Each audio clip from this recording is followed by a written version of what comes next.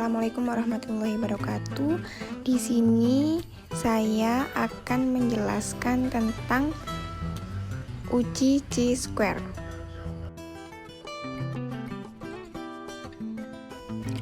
Baik, untuk penjelasan yang pertama yaitu pengertian. Pengertian dari chi-square itu sendiri yaitu disebut juga dengan chi kuadrat. Chi-square adalah salah satu jenis uji komparatif non-parametris yang dilakukan pada dua variabel, di mana skala data kedua variabel adalah nominal.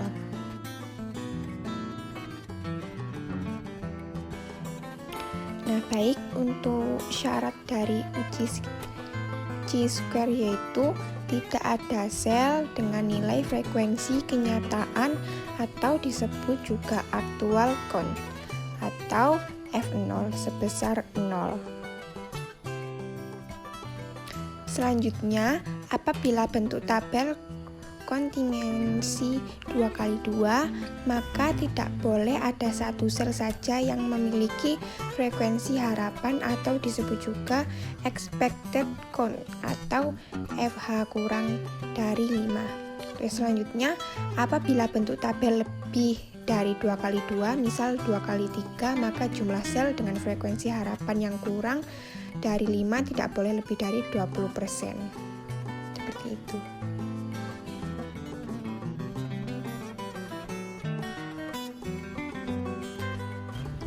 Untuk jenisnya yaitu ada dua, uji chi-square lebih 2x2, dan yang kedua yaitu uji chi-square 2x2. Untuk rumus chi-square sendiri yaitu x kuadrat pi sama dengan sigma ij dikali fij min eij kuadrat dibagi eij. Untuk derajat bebasnya yaitu R kurangi 1, C kurangi 1. Untuk R-nya itu adalah baris, untuk C-nya itu adalah kolom. Nah, ini adalah contoh dari tabel kontingensi.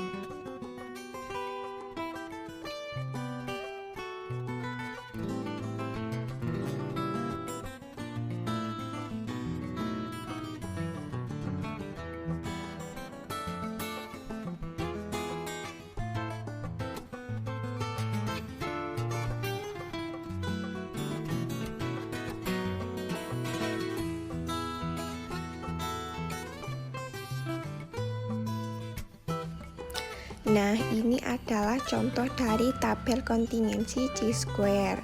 Nah, ini misal pendidikan, ada pendidikan yang pertama itu ada SD, yang kedua SMP, atau yang ketiga itu SMA. Untuk pekerjaan ada yang pertama dan kedua. Misal yang pertama itu ada petani, yang kedua itu wira swasta. Berarti pendidikan umpama 1 di pekerjaan petani itu jumlahnya ada 11 orang, kemudian orang dengan pendidikan SD pekerjaan wira swasta itu ada 9 orang, seperti itu, dan juga selanjutnya ke bawah. Nah, untuk frekuensi kenyataannya itu selnya itu dari jumlah orang dari pekerjaan dan pendidikan tersebut. Jadi A itu 11 seperti itu, kemudian B itu 9, C itu 8, D itu 16, E 7, F 9, seperti itu. Nah, setelah kita menghitung frekuensi kenyataan dari sel, kemudian kita dapat menghitung frekuensi harapan, yaitu jumlah baris dibagi jumlah semua dikali jumlah kolom.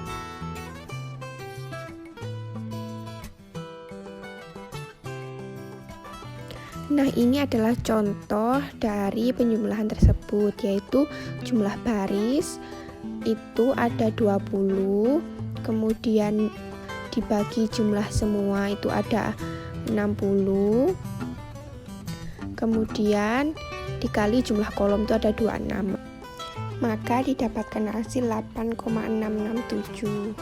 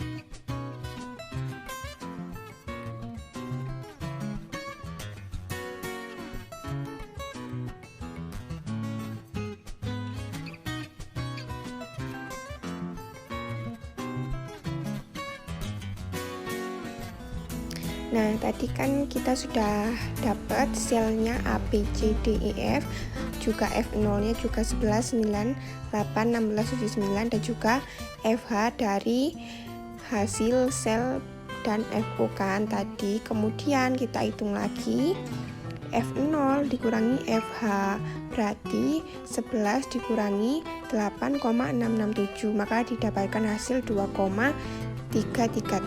Kemudian dihitung lagi hasil dari pengurangan F0 kurangi FH dikuadratkan, kemudian mendapatkan hasil 5,444. Nah, hasil itu lagi hasil dari F0 kurangi FH kuadrat, maksud saya hasil F0 dikurangi FH kemudian dikuadratkan kemudian dibagi FH lagi, itu didapatkan hasil 0,628. Begitu juga seterusnya di bawah. Nah, seperti itu. Kemudian hasil dari penjumlahan dari semua hasil F0 kurangi FH kuadrat dibagi FH, hasilnya 2,087. Kemudian lihat chi-square tabel dengan degree of freedom atau kuadrat bebas, yaitu R kurangi 1 kali C kurangi 1 dengan R adalah baris dan C adalah sel.